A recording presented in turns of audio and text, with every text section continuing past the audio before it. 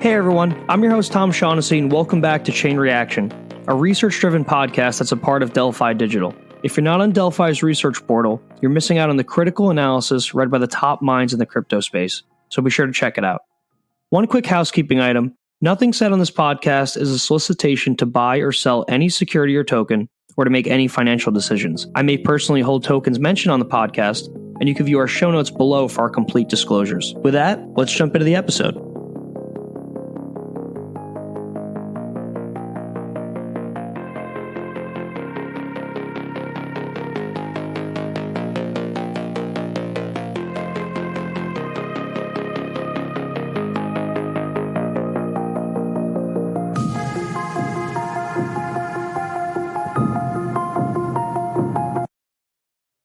Hey guys, I wanted to tell you about our new sponsor, Crypto.com. Crypto.com's exchange is a rapidly growing trading venue with a strong retail flow. Top institutions can receive a credit line and highly competitive maker-taker fees. Their platform is robust, secure, and compliant. You can get started trading today on the Crypto.com exchange, and to get in touch with their institutional sales team, visit bit.ly/CryptoDelphi now or click the link in the show notes. Now back to our show. Hi everyone, I'm Jose Maria Macedo, a partner at Delphi Digital. I'll be guest hosting episodes of Macro Matters with a broad focus on economics, game theory, and incentives. With our guests, I'll explore different, sometimes radical, economic perspectives and how these affect what we value as a society and how we organize ourselves to achieve it. Ultimately, my goal with these conversations is to expand our perspectives in ways that allow us to build better systems going forward. For my inaugural episode, I'm pleased to be joined by Professor Laurence Kotlikoff. Laurence Kotlikoff is a professor of economics at Boston University, president of economic security planning, and a New York Times best-selling author. His columns, articles, and books cover topics ranging from personal finance, inequality, generational policy, tax reform, social security, banking, and much more. We'll touch on many of these in today's conversation. Laurence has also run for president twice, achieving ballot success in 38 states in 2016, making him one of only 6 people in the world that could legally be elected presidents. Laurence, thanks very much for joining me today. Thank you, Jose. I wish I had become president, but I think things would be a lot better in the country. But I think anybody who had been elected president would have anybody randomly chosen would have probably done on average a better job than the current occupant, but let's set that aside. Anyway, I'm all yours. Thanks for having me. No worries. Yeah, we'll get into all of that today. So, I first came across your work when I was conducting research for our recent institutional argument for crypto post-COVID piece.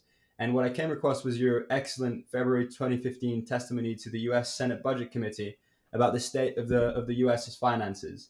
And I'd like to start with a quote from that testimony, a very memorable quote that I wanted to highlight for our listeners. And you say, "I am honored to discuss with you our country's fiscal condition. Let me get right to the point. Our country is broke. It's not broke in 75 years, or 50 years, or 25 years, or 10 years. It's broke today. Indeed, it may well be in worse fiscal shape than any developed country, including Greece." So obviously a very strong statement. Most people don't look at the US and see a country that's broke. Reported debt to GDP is high, but not even top 5 in the world, and certainly lower than Greece's. So could you explain the disconnect here and expand a bit on the concept of off-balance sheet liabilities? Because I know not many people are aware of that. Yeah, the U.S. has a terrible fiscal long-term outlook because in the post-war period, successive administrations and Congresses from both parties have used language in describing the fiscal policies that they're running to keep liabilities off the books. I'll give you a very simple example of that. Suppose I come to you and say, let's say you're a U.S. citizen, I'm the government, I'm Uncle Sam, and I say, look, I need $10,000 from you this year, and I'm going to hand you back in the future $40,000. And maybe that 40,000 is going to corresponds to principal plus interest on the 10,000. That's maybe many years in the future. So I could say that look, I'm borrowing that 10,000 from you now, and I'm going to pay back principal plus interest of 40,000 later on. Or I could say that I'm taxing you now the 10,000, and the 40,000 in the future is going to be a transfer payment.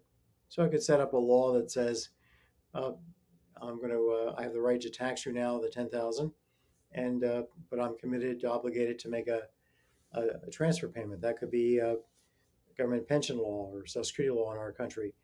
So if I use the first set of words, that I borrowed the money and then I'm going to repay principal plus interest, well, now uh, that obligation to pay back the 10,000, that's on the books.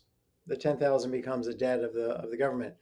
If I use the second set of words that I'm taxing you, well, that doesn't go onto the books. The fact that I have an obligation to pay you the 40,000, which in present value equals 10,000, that doesn't go on the books this year because it's an obligation for a transfer payment.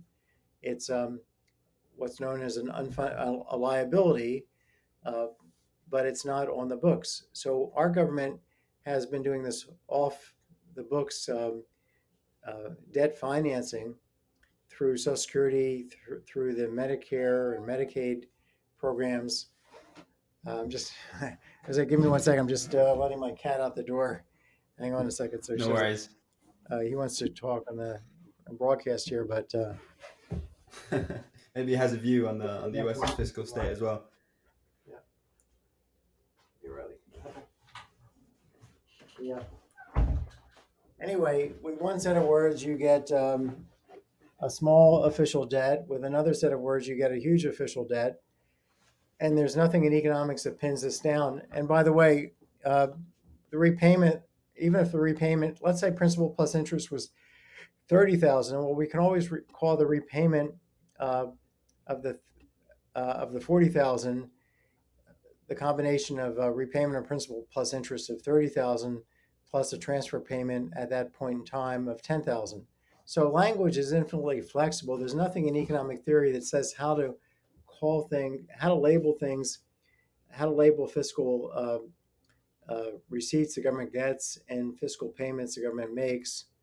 Outlays and inlays to the government can be labeled a zillion different ways, literally an infinite number of ways. So the official debt numbers that we've been looking at are content free. This is very much the issue that we see in physics, but the issue of time and distance are not well defined by the mathematics of physics. Well, the deficit and many other numbers that people are taking seriously, calculations, are not well defined by economic theory. There's a paper at kotlikoff.net on my website under articles with Jerry Green. He's the senior theorist at Harvard, which is called On the General Relativity of Fiscal Language, which describes this in some mathematical detail, the problem. But anyway, so the committee that I was talking to, the Senate Budget Committee, I was trying to explain to him that there is this fundamental problem that they're in kind of an emperor's new clothes situation. They're looking at a naked emperor and not seeing that he's naked because they're convinced by other people or them, by everything they've been reading about the deficit, talking about the deficit, talking about different countries' debt to GDP ratios, thinking that these numbers actually have meaning when they don't. But the fiscal gap is a measure over the infinite horizon of the present value of all the outlays that are projected, in our case, by the Congressional Budget Office, minus the present value of all the receipts that are projected, again, by the government, the Congressional Budget Office. In our country, that fiscal gap's about $165 trillion right now. If you use a high discount rate, which is I've been using of late in my calculations. I had larger numbers, but I've now switched to one that involves a higher discount rate because I think it's more appropriate. It's the post-war real return on U.S. wealth based on the U.S. Government data. And if you discount all the outlays minus all the receipts out to the infinite horizon, you get 160 or so trillion dollars, trillion, not hundred, and Yeah. And the official debt is around 25 or so trillion dollars right now. So, and we'll be around that at the end of the year. So we're talking about a number that's many times larger. And the nice thing about this infinite horizon fiscal gap measure is that it's label free. No matter what nomenclature you use, whatever consistent accounting method you use to uh, describe, borrowing versus taxation versus transfer payments, as long as it's internally consistent, you will get the same fiscal gap number of $160 trillion for the U.S. So that's just like saying that space time in physics is well defined, whereas space, uh, the distance of your table right now in your house that you're looking at, distance across, is not well defined. It's going to be measured differently by somebody who's flying through space at a given direction at a given speed. They have a frame of reference, a language, a nomenclature that's different from somebody who's going through space at a different speed. Um, and same thing with time. We know this from Einstein's work. And I'm not saying that either I or Jerry Green or Einstein. It's just that it's very simple to see in the math of economics, which is much simpler than the math of physics, that this stuff is not well defined. So anyway, we do have the right measures. We're looking at the wrong measures. The country is beyond belief insolvent, and now it's piling on time in the period of COVID because the Republicans and Democrats don't want to impose any pain on anybody who's currently a voter who will be voting in November. Better to put that pain, put more of that burden onto their kids and grandchildren, even though those kids and grandchildren are already underwater. So uh, if people are So counting what on you're the dollar, describing, go ahead. Sorry. sorry, what you're describing sounds a lot like a Ponzi scheme, and I think you've referred to it like that before, right? In that Western economies effectively pass forward liabilities to future generations rather than confronting them now, and taxation is kind of a way for them to borrow Yeah. from young and make transfer payments to the old under the auspices of eventually giving the now young the same benefit of sort of borrowing from their children.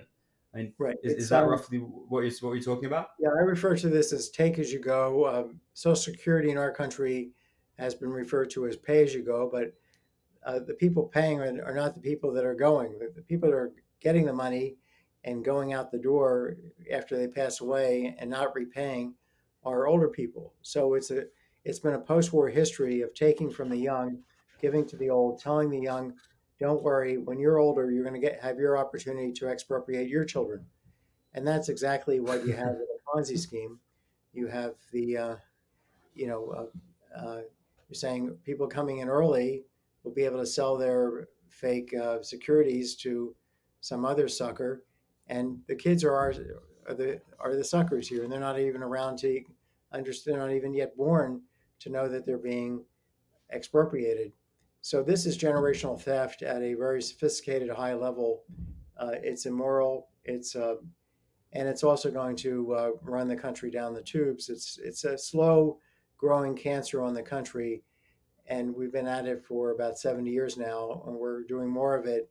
So the future of the U.S. is not bright in terms of global economic power when you look at it this way, and the future of the dollar is also not bright because uh, uh, empires do decline and do get effaced by other rising powers. And we will, just on the demographics alone and the productivity catch up, China is going to be surpassing us as the global power. The simulations I'm doing with research with actually some Russian economists and some grad students I have, former grad students, shows that by the end of the century, uh, uh, the Chinese economy will probably be about at least twice as large as the U.S. economy, and and then we have other economies that will be uh, coming on board, including Africa, will be significant because of so much population growth there.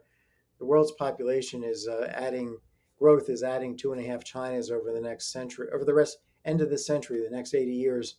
We're going to think about adding 2.5 Chinas in terms of people to the world's population uh, today.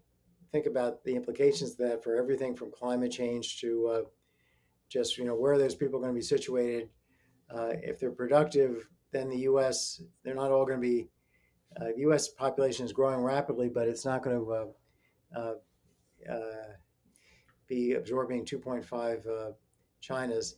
So the U.S. is heading to second-rate economic status, uh, no matter what it does on the fiscal side, but it's accelerating that process with its fiscal policy. I mean, a lot to unpack there, but one of the things I guess is that the system of sort of the Ponzi scheme system or the pyramid systems kind of depend on an ever expanding base, right? Which we did have for a while, but now, I mean, we point out in our report that in 1950 the number of working people per retiree in the U.S. was 12, and it's now 4.7, and the numbers are even lower in other developed economies, and they're projected to continue trending sort of strongly downwards. So I'm curious how you see the demographics problem further accelerating these fiscal issues. Well, yeah, the U.S. is aging, so the expropriation of the children has to be even at a higher rate. Yeah, It's You're absolutely right. If the notion of a Ponzi scheme being successful for an economy would be where each successive generation, basically forever, grows at the we have to growth go to rate of the Mars. economy exceeds the growth rate of the productivity of capital. Now, we've really never seen that. Uh, a number of economists, including Olivier Blanchard, who was the chief economist for the IMF, and Lawrence Summers, who was a former Treasury Secretary, they've been focusing on the safe rate of return compared to the growth rate. That's entirely inappropriate. Uh, and I wrote a rejoinder to their articles. You can find it on my website. It's called Leveraging Posterity's Prosperity. It's on my website at kotlikoff.net under articles. It was published in the American Economic Review with some co-authors in May. So they have basically a specious argument here that, and then we got some prominent economists arguing that the U.S., because they're looking at making the wrong comparison, they're comparing the growth rate against the safe rate uh, that you can get on long-term treasuries. And after, on an inflation-adjusted basis, that return is zero right now because long-term and treasury inflation-protected securities tips are yielding zero, if not negative today, 30-year tips. And that's not the right comparison because that number is very low in reflection of the fear that everybody has about the future.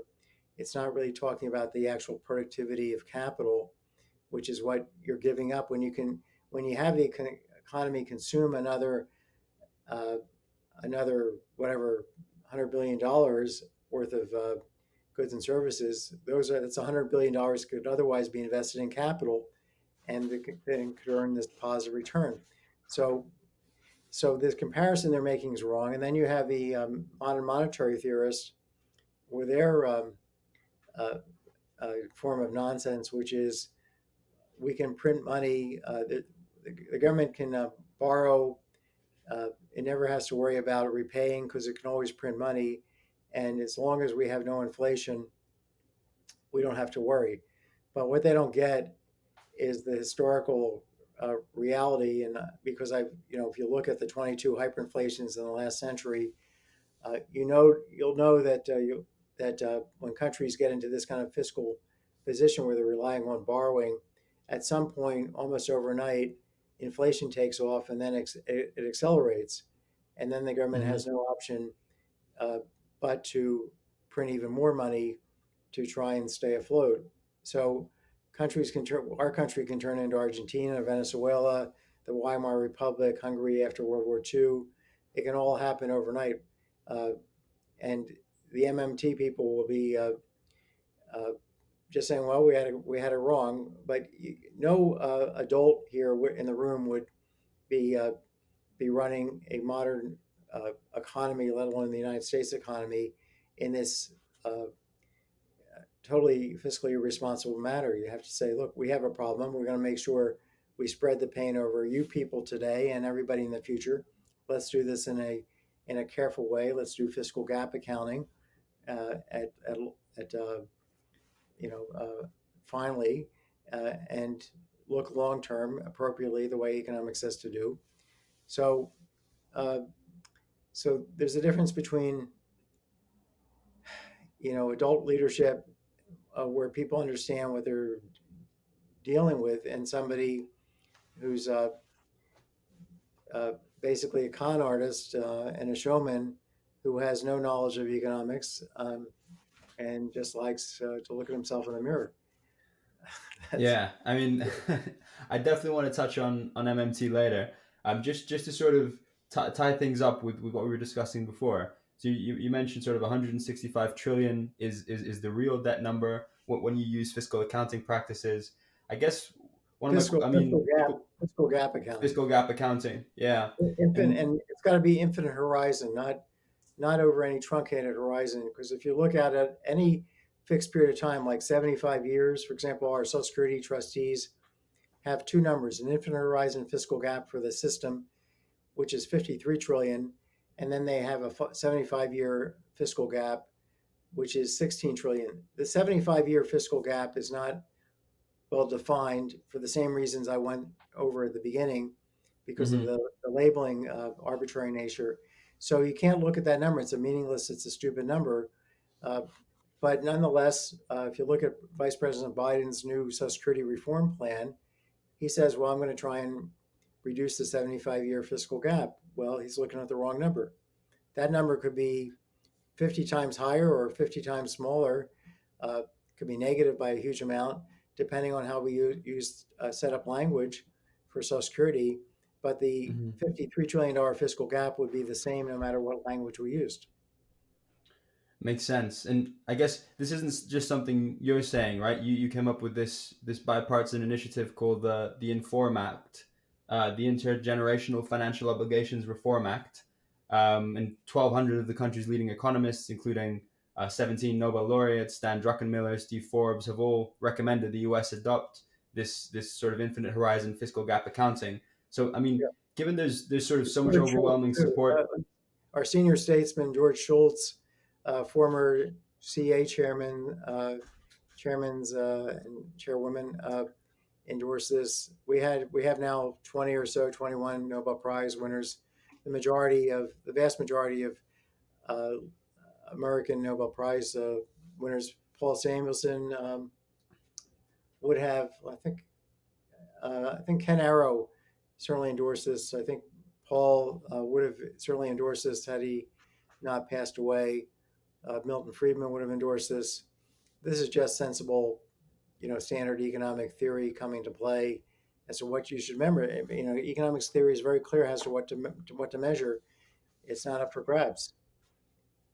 Yeah, I mean, I'll definitely put all this in the show notes. If you go to the informac.org website, there's a list there of all the supporters, and it's a who's who of economics. So, I And mean, I've stopped collecting names because I thought I had enough. But if I started collecting more names, I'd have another 5 Nobel laureates on that list.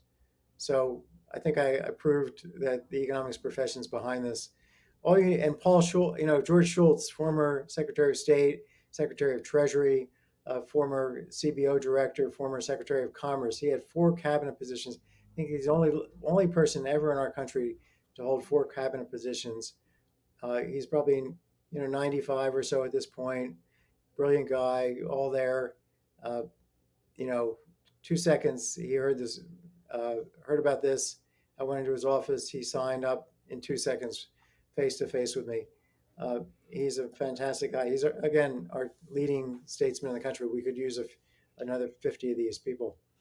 yeah. So I mean, every economist seems to agree with this. So I guess my question is, why hasn't this been done yet, from your perspective? I mean, is it just an incentives issue that the people who are in power don't have an incentive to show what the real situation is, or from your perspective, why hasn't this been implemented yet?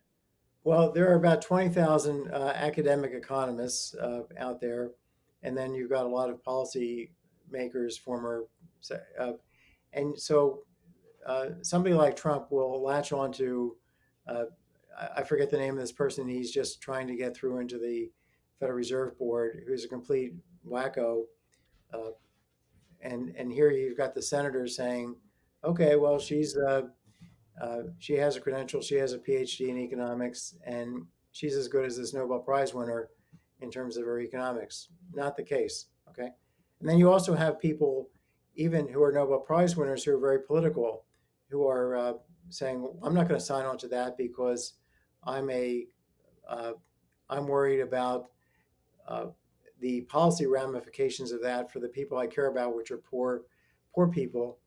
And this is really an apolitical statement about what we should be talking about, but these folks are very focused on the politics, so they put the politics in front of the economics. They're political economists, not economists. A political economist to me is not an economist, even though historically our profession was called political economy. Uh, it should be just called economics, not political economy. But anyway, you have people like that, people like Larry Summers, Olivier Blanchard. They did not sign this. They were given the opportunity. This the Inform Act. They did not sign on to it because it doesn't. It would estrange them from the left wing of the Democratic Party, and then you've got people on the right wing who also think that we can cut taxes until the cows come home, and not to worry about it. Uh, and so you have people on that side who won't sign on. It's politics. So you got economists playing politicians for their own self-aggrandizement, for their own incomes, uh, and they're making an income out of saying what people want to hear, not saying what economics has to say.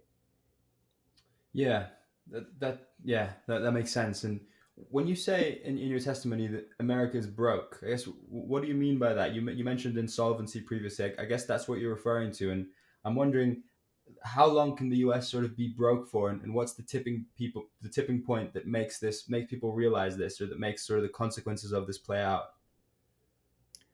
Uh, well, I view this whole thing as like a slowly growing cancer. I don't view it as like a tipping point.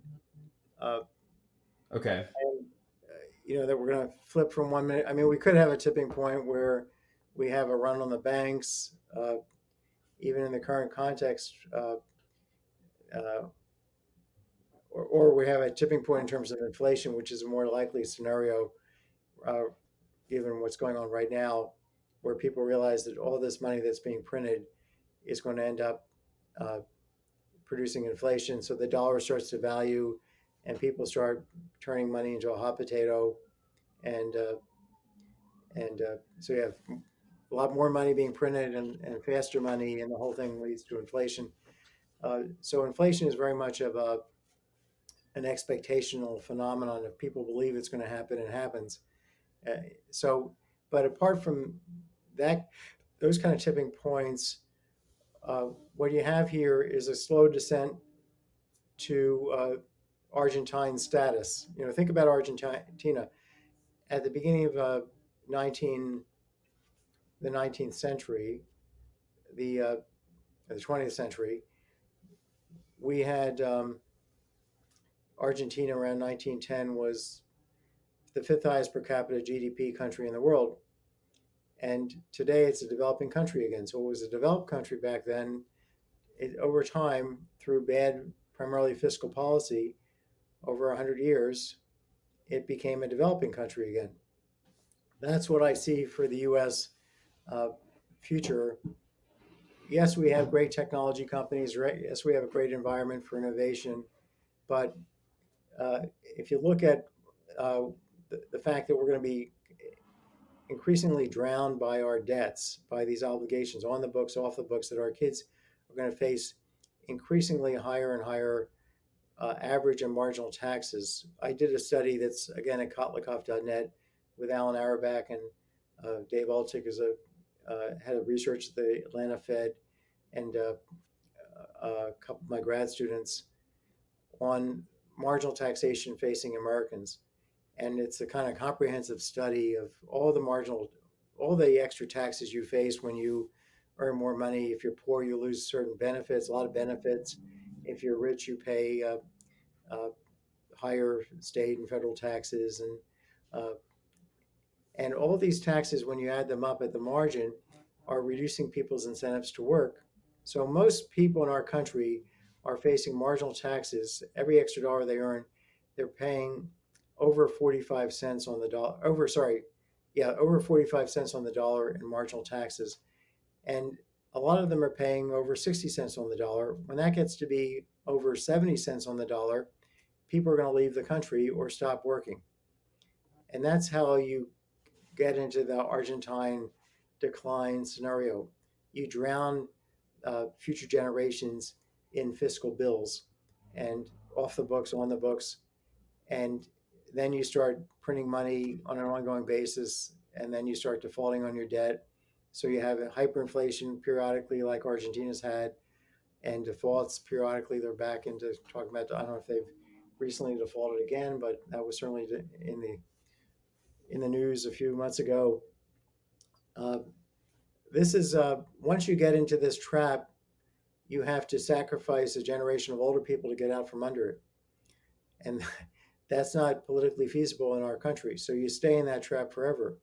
In other words, you always try and appease the current older people who are the voters, and you continue to expropriate the young, maybe to a lesser extent. Maybe you get to some stabilized degree of expropriation, but you're always sitting in this kind of underwater situation. Yeah, the equilibrium rate of expropriation, maybe. But Yeah, I'm curious, a what would steady the state. Let's say I call it a steady state of expropriation and I like that. Yeah. demise, economic Um, demise, steady state of economic demise. so I'm curious now to move on to, I guess, some solutions. From your perspective, I mean, you list a few on your website, which I'll include in the show notes. But what should the U.S. do from your perspective? Is this fixable? How long will it take? Yeah, this is fixable. We need to. So one of the big problems underlying the fiscal gap is the projected expenditure on healthcare, not just the growth in the price of healthcare, uh, which continues to be very high, but also the demographics interacting with that, uh, the aging, especially the aging of very old people. So we need to get uh, a uniform national healthcare system. I would like to see uh, Medicare for all, but not the version that Senator Sanders has been putting forward, but rather uh, Medicare, what we call Medicare Advantage for all, which is everybody is in a health maintenance organization. This would be kind of similar to the German or French systems or Swiss systems or Israeli systems, where you join a company's plan.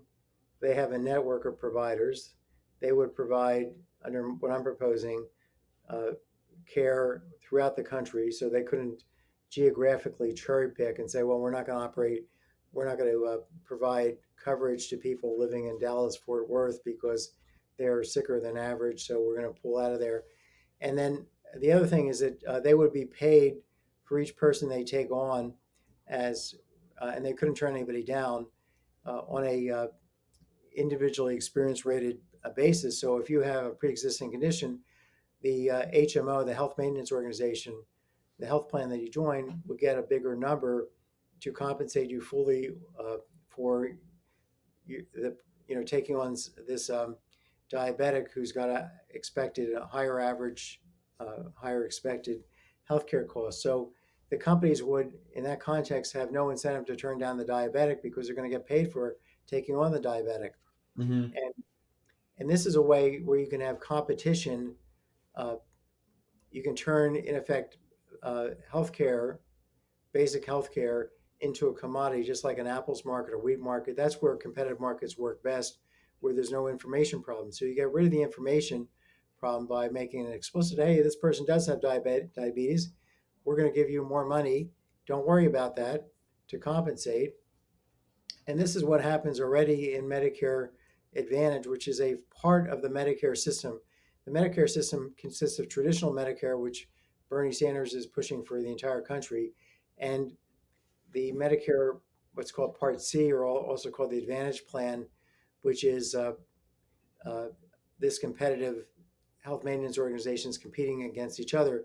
But because we've had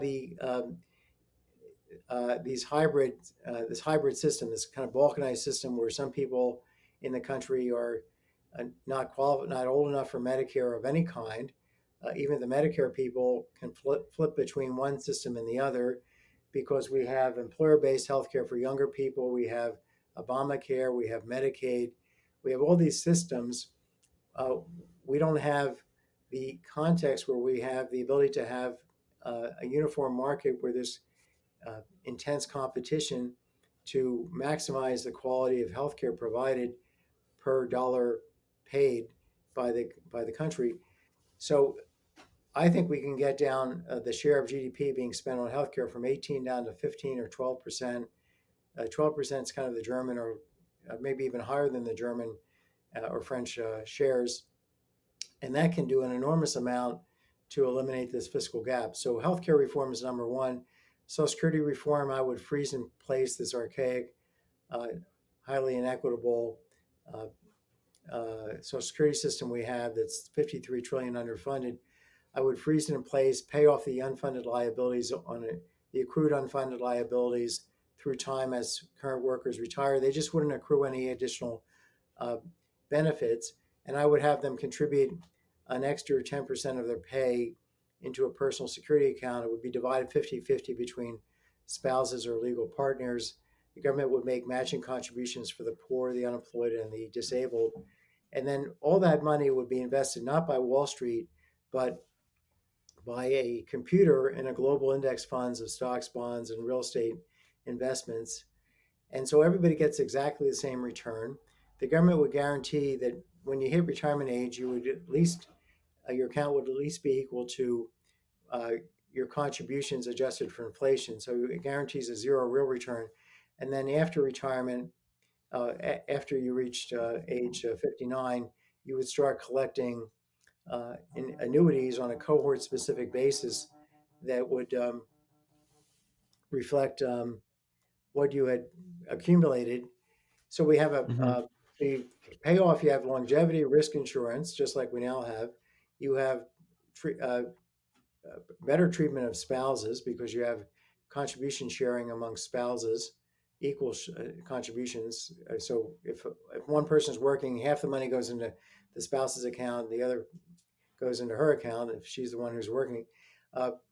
You have progressivity, you have personal accounts, you have collective investment, you have a guaranteed floor, and you have an elimination of a huge unfunded liability because you're paying off accrued, not projected liabilities. So right there, those two things would eliminate the fiscal gap to a large extent. We'd probably get rid of most of it. And then we have to raise taxes. And I have a whole tax plan which would put everybody in a 30% bracket at the margin, not a 45% bracket at the median. And a lot of people in our country already, a quarter of the poor people in our country now are in a marginal tax bracket above 25%. We have locked a quarter of the poor people today into poverty. We have to understand that that's what I forecasted about future kids is already hitting current poor people. They're already being trapped into poverty by extremely high marginal taxes to a 25% degree in terms of their population. So anyway, that, in a nutshell, tax reform, Social Security reform, healthcare reform, but also banking reform, I've proposed, and this is kind of more close to your focus, is what's called limited purpose banking. I wrote a book called Jimmy Stewart is Dead, and then I wrote a book called The Economic Consequences of the Vickers Commission. If you go to my website, kotlikoff.net, you'll see these books. The last one I just mentioned is free. You can just download it. It was referring to the Vickers Commission in the UK that spent a year or so figuring out how to reinstall the old system that had just failed in pretty much the same way that it had been erected, but just with more chances of failing. So I view that as a terrible reform. I think Dodd-Frank is equally bad. So limited purpose banking would basically I think we will get into limited purpose banking just in a second. Sure. I just want to touch on your points on the points you made previously. I guess a lot of them, and then sorry to interrupt, but a lot of them seem to be about sort of fiscal responsibility at some level. So spending less than you take in order to sort of pay down this huge debt burden over time. And I mean, this is intuitively what sort of makes sense to most people.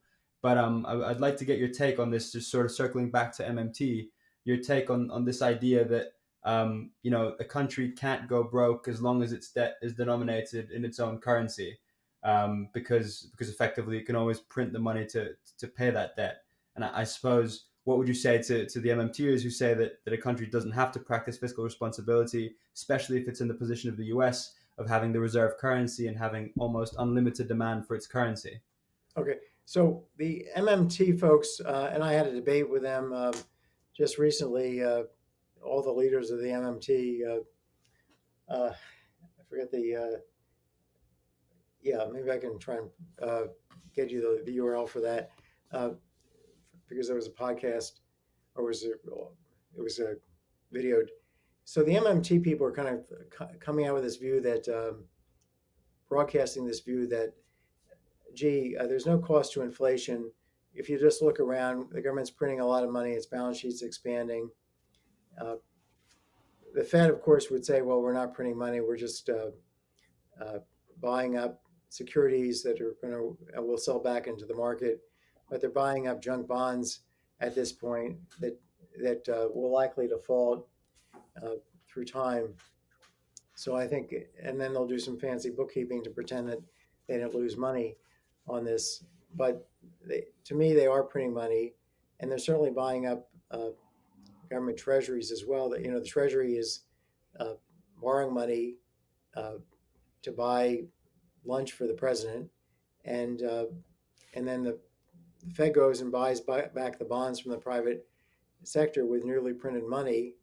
It could be digital or dollar, actual currency. And so at the end of the day, what you have is the government combined, the Fed and the Treasury to combine are just printing money to buy lunch for the president.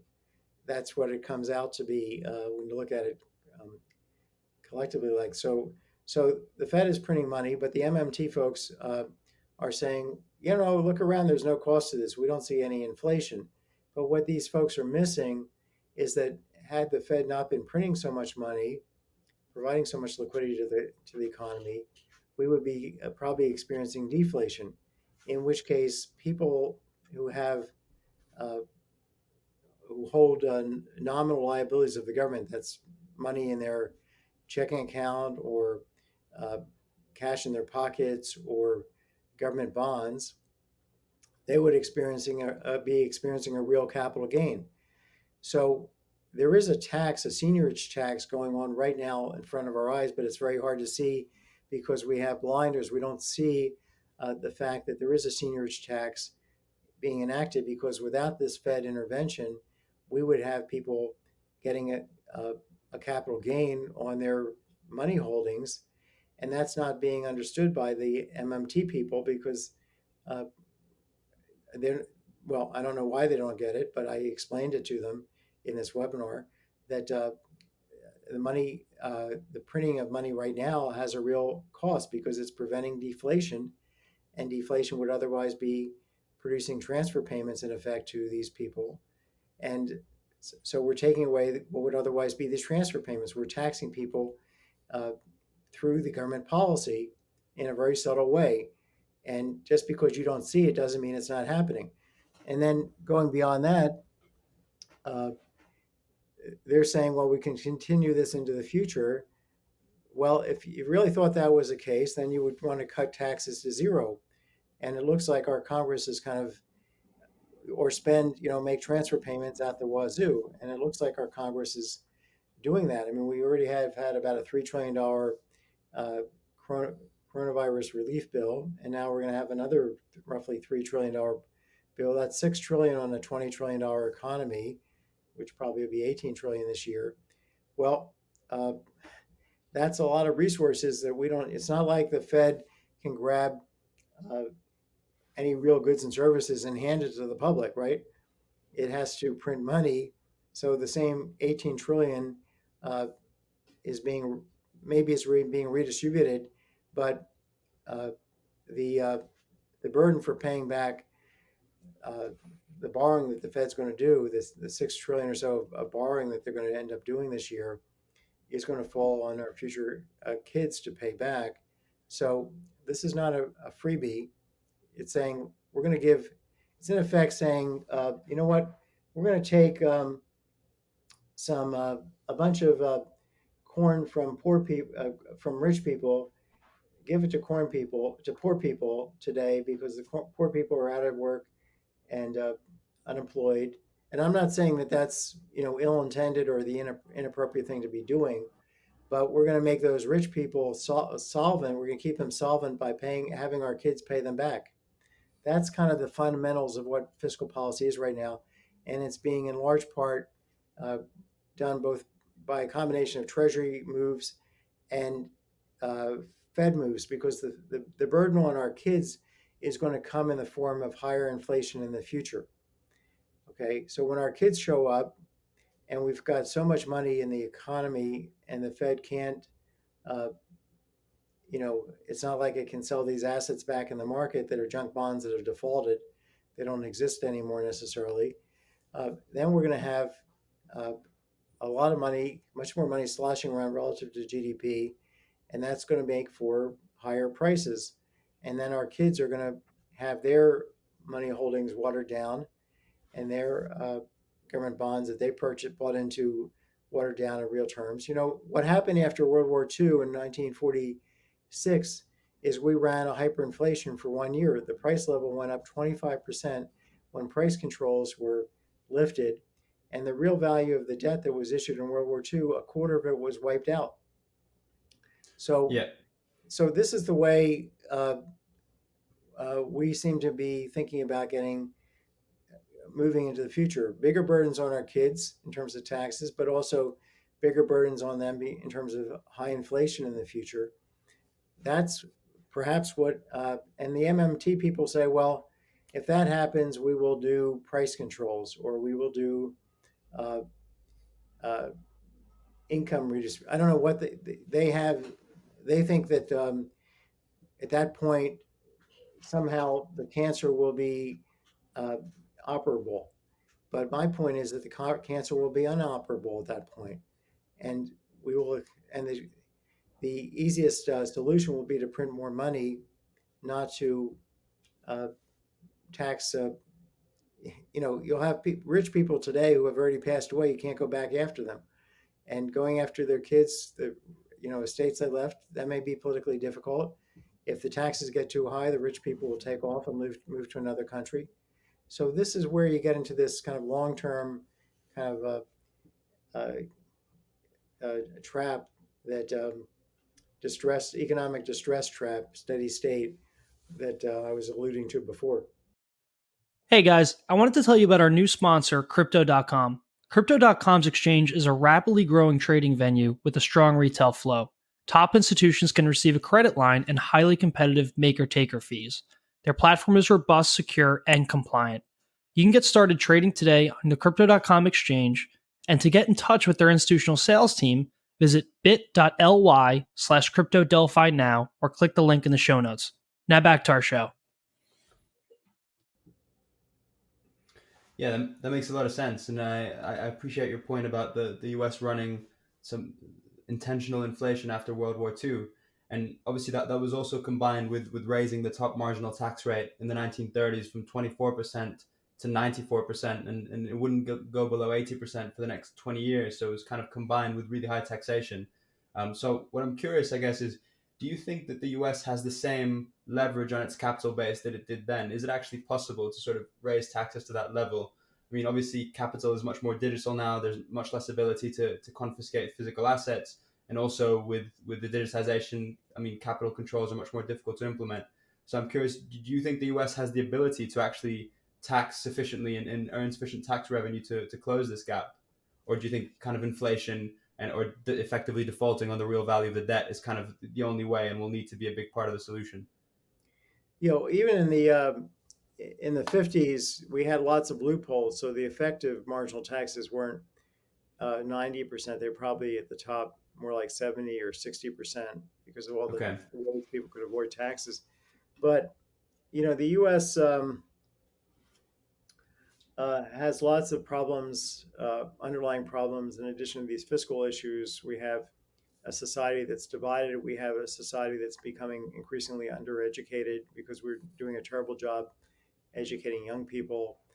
And now some of this stuff might turn around. We might have uniform national online education that might end up as a positive from this entire experiment with online education. We might have the best teachers in the country having their videos being presented to everybody every student in poor neighborhoods and rich neighborhoods, so everybody gets the same education, at least half the day electronically. That was part of my platform when I was running for president: give everybody a uniform education. Uh, but so things might turn around in different ways. But what we have uh, today is the ability of, wealth is more concentrated, and the super rich uh, entrepreneurs can pick up and leave, and or threaten to. They have enough power to manipulate the authorities. Look at what happened. Elon Musk told the authorities in California that I'm going to shut down my plant and move it to Texas unless you guys lift your coronavirus restrictions on my plant going back to work. And he won that discussion. Uh, they had a clear ruling in the county that he was in, and he violated it, and then he basically dared them to put him in jail, and they folded. So yeah, that problem, but people can also leave, and we've seen Apple, for example, relocate to Ireland and avoid paying taxes to us and also to the EU, to Ireland. Uh, so in the end, we're going to have to tax consumption to get to an efficient, low marginal tax rate. We're going to need to have consumption taxes, which uh, uh, are going to require uh, people to be here to consume. Trying to tax people's consumption in the country, in our country, for example, means that these people have to stay here and be taxed, have to stay here and consume and be taxed. And we could try and tax their worldwide consumption, which is what I discussed in my tax reform. And there are ways to do that, but people can change citizenships. So that's an ultimate constraint on what we have on our kind of future glide path. If you look at what happened in Uruguay, I think it was maybe in the 70s or so, they had super high taxes. And I think 500,000 Uruguayans took off to Spain and other parts of the world. It's a huge outflow of people, young people, because of the fiscal situation. So this does happen and could happen in the U.S. The U.S. is uh, the American dream is at this point dead in the water, and it's turning into an American nightmare. We need to turn that around clearly, uh, and there are ways to do it, but it has to be done right away. Yeah, the bleak picture, but it seems like there are some solutions there. And I guess a separate argument. I'm curious about your thoughts on this global dollar shortage as kind of another argument that people use to justify U.S. spending. The idea that there is this global dollar shortage, or the dollar milkshake theory, and so that the U.S. kind of can't cut spending because to do so would be putting pressure on the entire world economy and potentially risk the dollar rising, which historically has hurt the U.S. I'm curious what you think of this argument, and I guess your thoughts on having the reserve currency and whether it's almost kind of seen as a blessing, but whether there's also some burden to it, in forcing the U.S. to sort of spend to satisfy demand for its currency, external demand for its currency. Well, if prices are not flexible downward and the world economy is growing, you would have to. In the U.S., everybody was using the dollar. Just imagine everybody was doing that. The U.S. would want to print more money to satisfy this world demand, and we would be able to uh, acquire the gain from the advantage of that from world seniorage. It's basically, you know, taking advantage of the rest of the world by printing. We hand them money, they hand us back goods, and we get the real goods, and they get the money, and prices go up uh, around the world, and and it hurts our people a bit, but it hurts, and so much dollars are being held abroad. If everybody's we're using the dollar. If we had a single global currency, then most of the taxation arising from your existing money balances being watered down by prices going up due to the government, the U.S. having printed more money, is is a tax on other people, and we get the real goods and services that we just purchased with those newly printed dollars. So, that's a scenario that would help. Is currently helping the U.S. and could continue to if the U.S. dollar remains the reserve currency. But if you look at what's going on, at least under Trump policy, we have the U.S. isolating itself from the rest of the world. We have, nobody from Europe can get to the U.S. Nobody from China can get to the U.S. or leave from the U.S. to China, from what I can tell. Uh, South America is banned in terms of coming into the U.S. So we have uh, Trump's. Nobody from the Middle East is being welcomed. So we have Trump's economic nirvana and his completely wacky trade specialist, and I in quotes specialist, Peter Navarro, uh, who is kind of the Rasputin of economics right now, as far as I can tell, uh, is their daydream. I want to use other more charged language here. Uh, is is to have the U.S. cut off from any other country in terms of world trade. And so, what are these other countries going to do? They're going to, and I think they're starting to do it. They're going to see the writing on the wall and make arrangements to work together. So, China, Europe, South America. Uh, China is the biggest importer of goods from Chile, not the U.S. It used to be the U.S., but uh, China's Chile's largest trading partner right now. These countries are going to make deals in Africa as well. Where China has made a lot of connections and inroads and done a lot of infrastructure development there at a price, of course. But in Southeast Asia, where they've got the trying to reproduce the what is it called, the Belt Road, the the Silk Road of old. They're going to just work without the U.S. The U.S. is only about 15% of the world economy, and if the U.S. doesn't want to play ball, the U.S. will become a second-rate.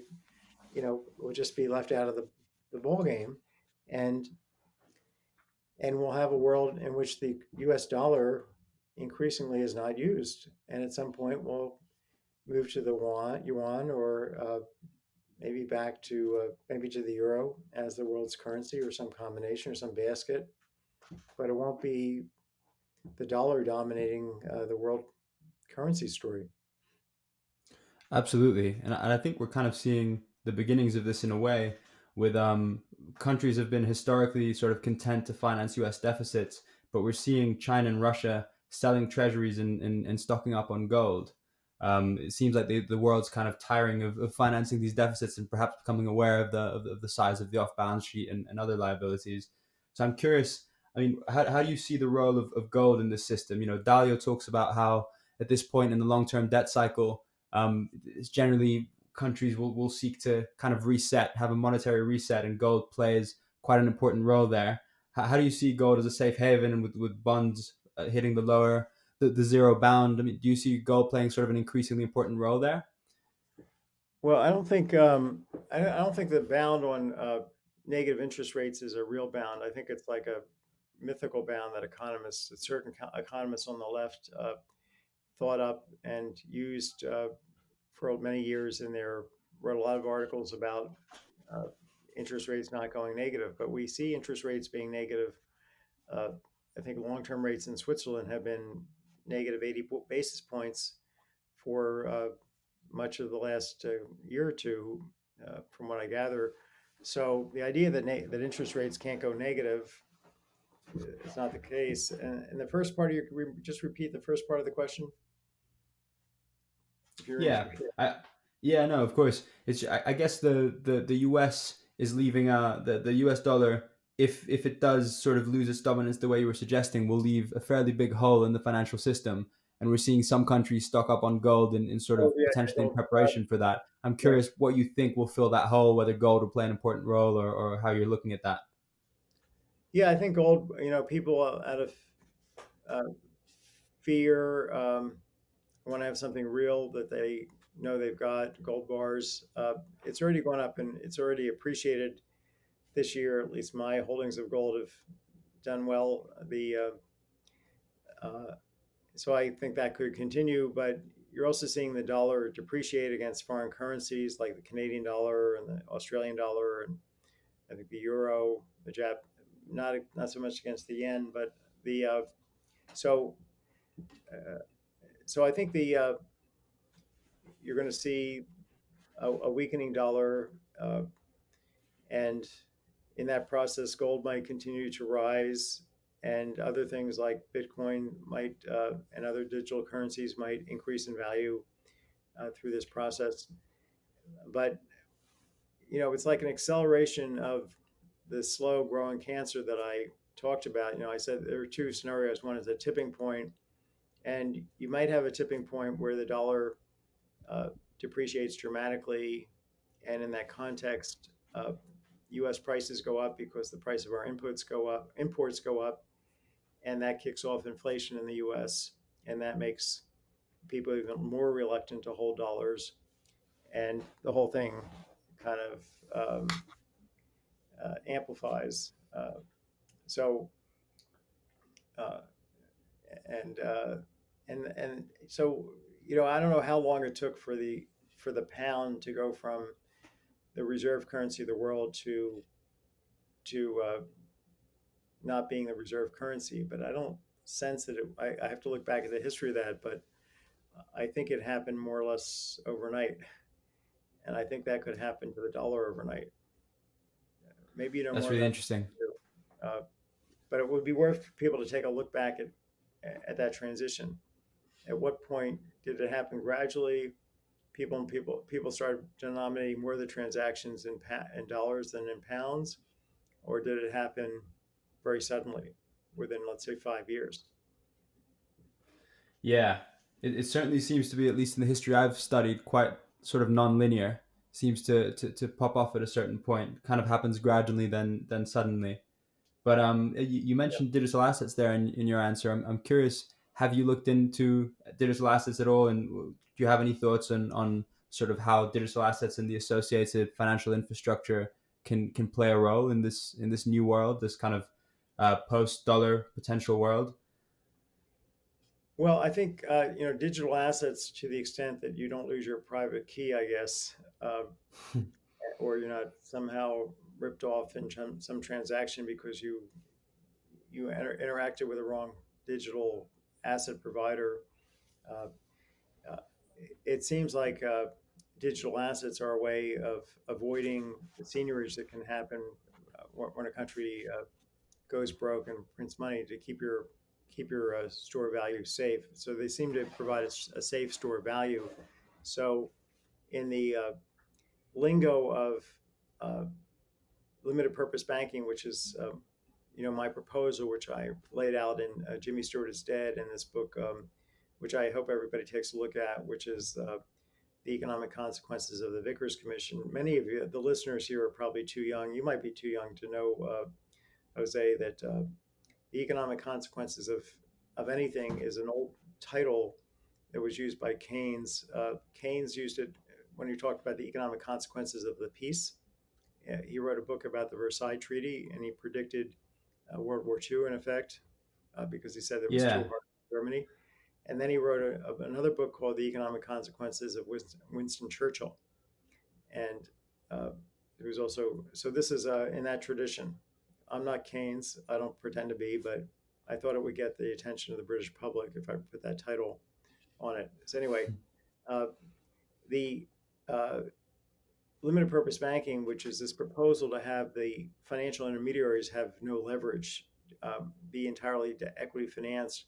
One of the key elements of that is to have cash mutual funds, which goes back to the 100% reserve banking of checking accounts that was proposed in the 30s by Irving Fisher and other economists at the University. Irving Fisher was at Yale. The other economists at the University of Chicago put together something called the Chicago Plan, and that called for people being able to put money in effect in an account with the Federal Reserve, with your central bank. So you could just hold, you get no return, but you just hold your dollars or you could just hold your money perfectly safe. It could not be uh, subject to a bank run because you had your own account. Those were your dollars, and they were safe. Now, the Bitcoin or any digital currency provides you that same, in effect, solution to, in effect, it gives you a cash mutual fund. It's a fund that's holding just cash.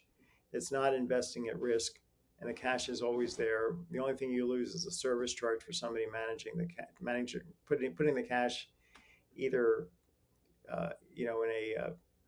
in a bank with uh, something that's well, just holding it in a secure vault, or even better, holding it with the Federal Reserve, and you can get around the middleman just by having the Federal Reserve let people open up accounts with the Federal Reserve. It used to happen in the U.S. that people could have their individual accounts with the central bank.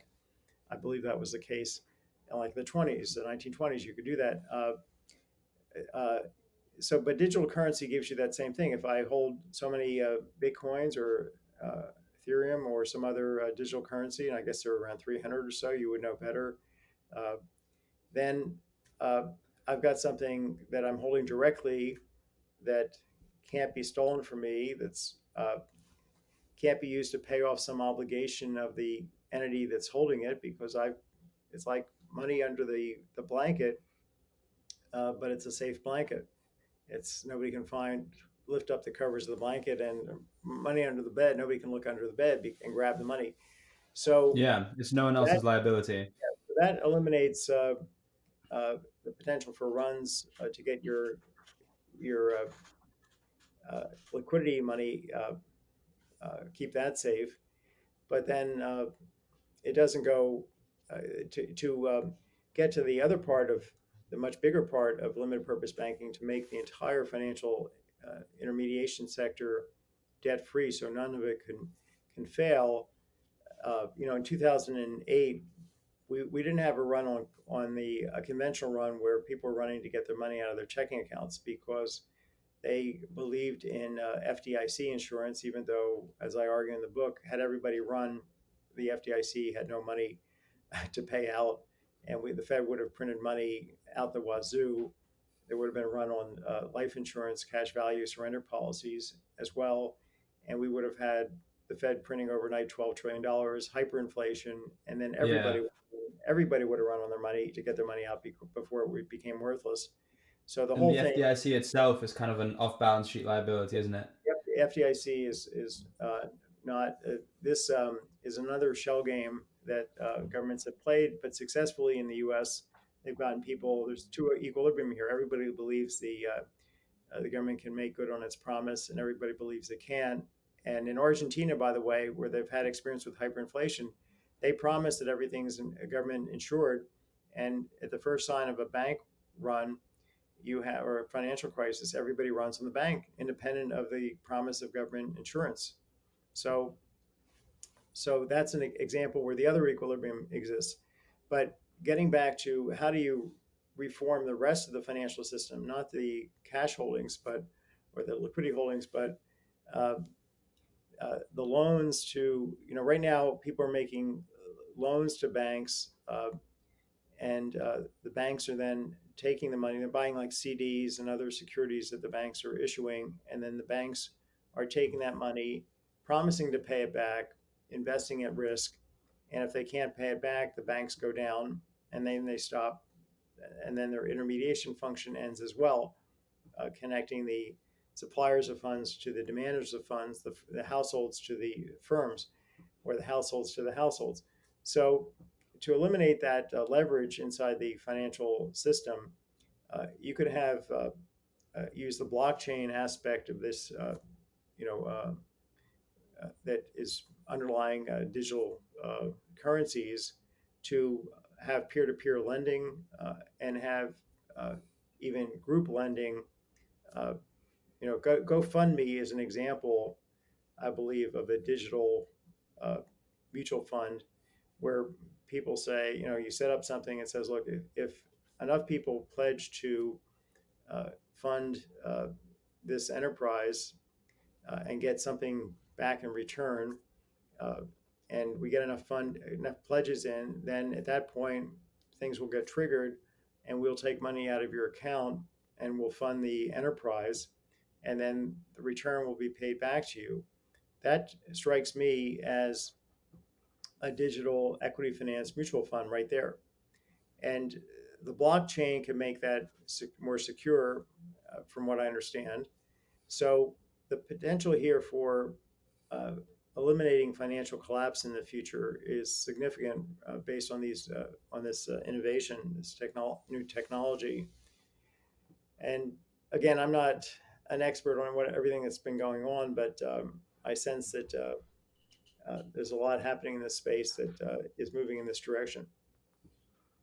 Oh, for sure there is, and I think as well an interesting part of your limited purpose banking proposal is also that hedge funds and others that want to take on leverage have to suffer from unlimited liability, right? And in effect have skin in the game to avoid the moral hazard problem that you exposed before, and that's kind of another situation where unlimited liability is in a way, I guess, collateralized lending. So once sort of the promise is once sufficient diversity of collateral was onboarded onto the blockchain, then loans could be kind of fully collateralized based on that variety of different assets. Um, have you thought about that at all, or is it something you've considered? So the just rephrase that question. So I'm not quite getting the question part of it. Yeah, no worries. It's I guess the idea of unlimited liability is that you have some skin in the game when you're taking out leverage, and effectively you're collateralizing your other assets that are accessible in order to take out that loan. And so it's another thing that I guess could be implemented in the same system that you were talking about previously, correct? Uh, well, unlimited liability would be, the basis of limited purpose banking is if I have some money and I invest in something, uh, uh, and it goes down, I take the hit. I experience Mm-hmm. the hit. So it's my liability, and it's my liability up to the point where, up to the amount that I could lose. So in that sense, it may not be. So there's no guarantee. I wouldn't make the. I'm not arguing for unlimited liability by corporations. I don't think we can have a corporate sector and a stock market with unlimited liability. Um, and in so there, if people invested in uh, let's think about what we discussed before the program started, which is a mutual fund that was investing in uh, corporate, let's say, debt, and the corporation, uh, and it's an equity finance mutual fund. So it's like, you something that Fidelity might be investing in. Fidelity Investments, a mutual fund that is holding Mm-hmm. corporate debt, and let's say we have corporations that default. So what happens is that uh, there's bankruptcy of the corporations, and then the fund would get uh, its share of the assets that have been foreclosed upon, and that goes back to the investors. And you could try and set that up so that all works out fine as an outcome, because uh, it doesn't lead the middleman, and the mutual fund entity itself is not at risk. They don't have any leverage. They don't owe anything to anybody. They just pay out what they get. They get back less than they had hoped, but they pay out less than they had hoped to the. So the ultimate investor has the risk, uh, and the corporation has uh, the people that started the corporation are not, personally liable. They don't have to hand over their houses, but they do have to hand over the assets of the company. And that could be, as you and I discussed before we started, that could be set up through blockchain where uh, people would invest uh, in in companies' debt to the extent the companies are not bankrupt, and then another entity like a mutual fund could be investing in options to uh, get the assets of foreclosed companies. And so it could be separated into two parts like this, and you could have a good part of this uh, uh, equity financed ownership of a corporate bond fund be run through the blockchain, and another part be run through a residual equity finance mutual fund that's investing in the options to get foreclosed assets. Uh, so I can see now my proposal of limited purpose banking foresaw the idea that I said in that proposal that no incorporated financial intermediary would be allowed to operate on a leveraged basis. But I also said that an unincorporated financial entity, a company that's operating with unlimited liability, an intermediary that had real skin in the game, they could continue to operate and as traditional banks, but they'd face uh, their own. They would face the consequences of bad investments, and the people that invested in those companies, in those unlimited liability banks, would maybe be more protected because the owners of those banks would be more risk averse. Uh, so I allowed for that. So I thought through that issue as well.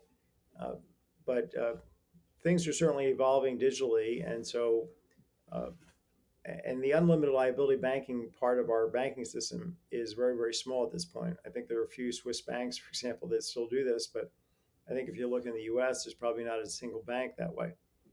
Uh, so I don't think unlimited liability is a big issue here. I think it's we don't want the middlemen to be uh, to be liable for anything uh, uh, on a protected or unprotected basis.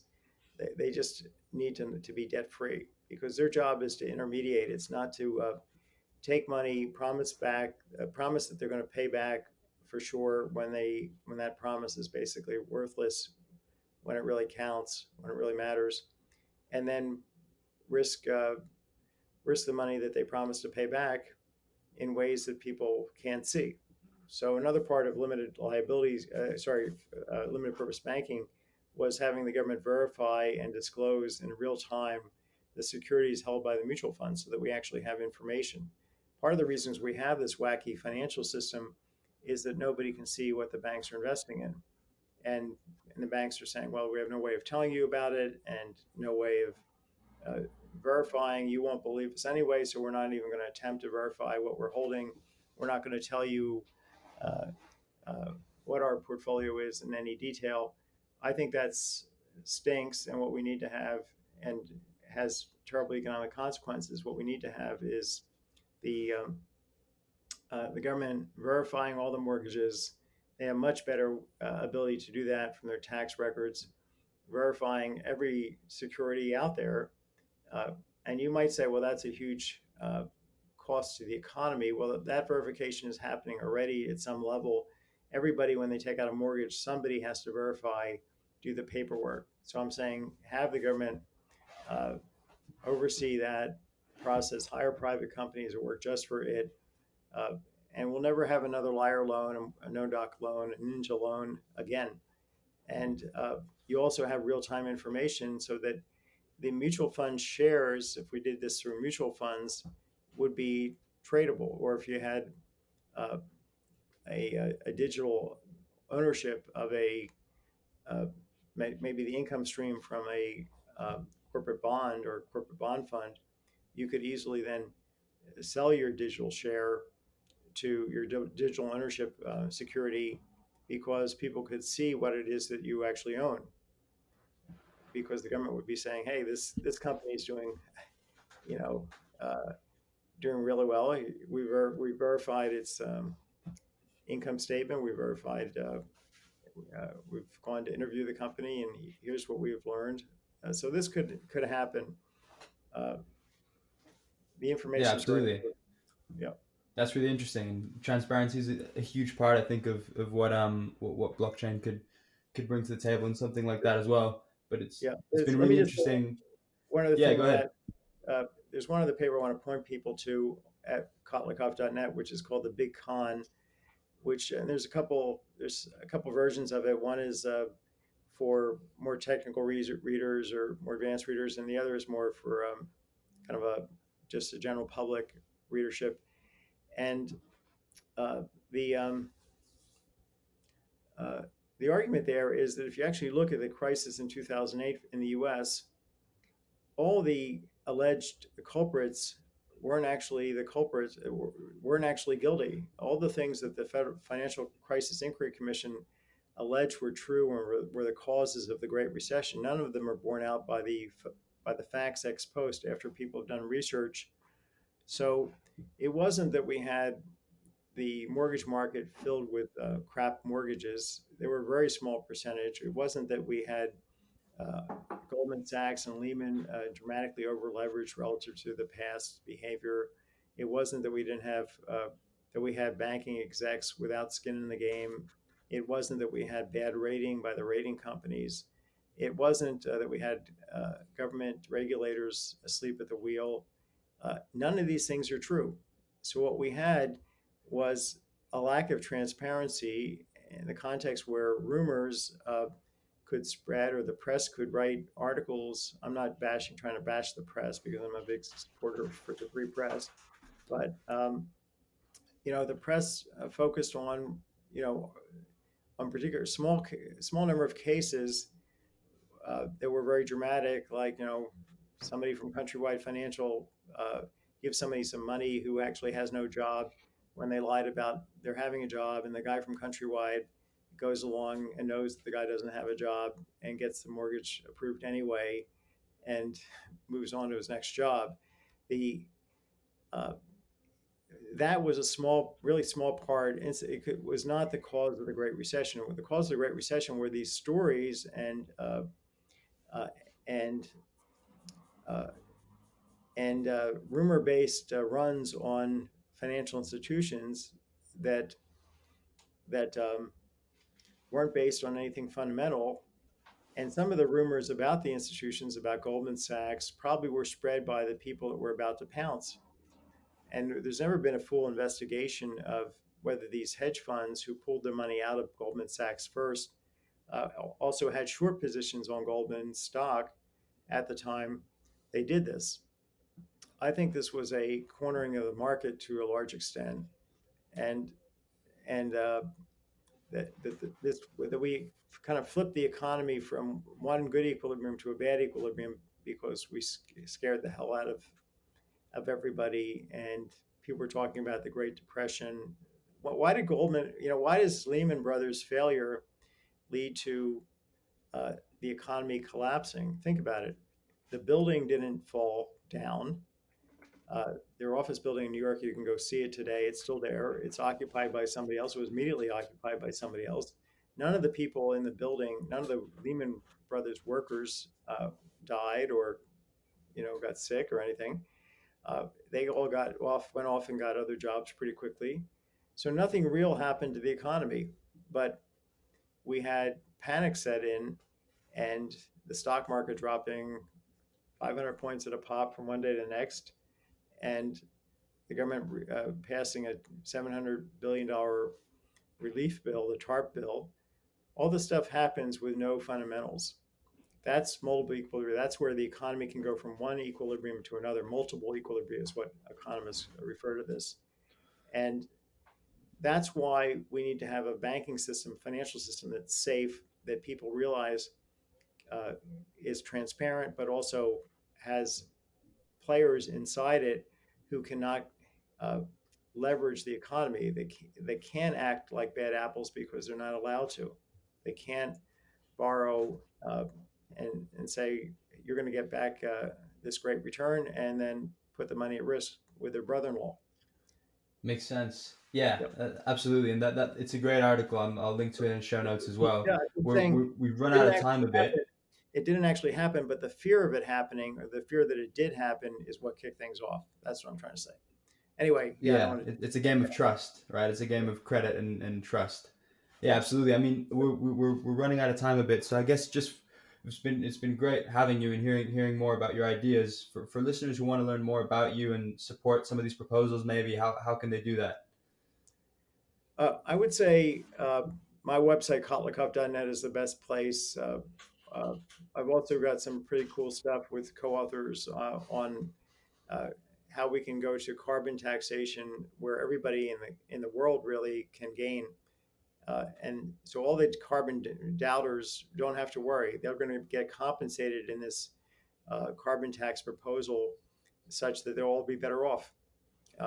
And nobody gets hurt, because we have the economy not working. We have this, what economists call an externality, a negative externality. And when we fix that, we have real resources that can be then distributed across generations and across regions within countries within the world at a point in time. Those efficiency gains can be spread around so that everybody shares equally, and that everybody has a stake in carbon taxation and in fixing this externality. Thanks very much for that, and thanks very much for being here, Laurence. It was a pleasure talking to you, and yeah, wish you the best. Oh, thank you. It was fun chat. Talk to you soon. Bye-bye. Hey everyone, thanks for listening to the podcast. If you enjoyed it, please support the show by hitting subscribe on iTunes, writing a review, or sharing this episode on Twitter and LinkedIn. And stay tuned for our next episode, out soon.